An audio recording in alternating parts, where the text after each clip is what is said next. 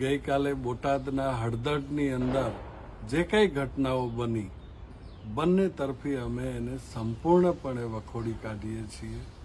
આવી ઘટના વહીવટી તંત્રએ બનવા દેવી જોઈતી નહોતી. ઘટના બન્યા પછી પણ નિર્દોષ ખેડૂતોની ઉપર દંડાવાળી કરી, એમને મારી, એમના ઉપર કેસ કરી, આટલી બધી પજવણી કરવા જેવી બિલકુલ નહોતી. તંત્રએ ધાર્યું હોત તો આ પરિસ્થિતિનું નિવારણ કરી શકી હોત. વહેલી તકે કોંગ્રેસ પક્ષ તરફથી પ્રતિનિધિમંડળ હળદર અને બોટાદની મુલાકાત લેશે. નિર્દોષ ખેડૂતો ઉપર જે કંઈ અત્યાચારો થયા છે એના માટેની લડત લડશે.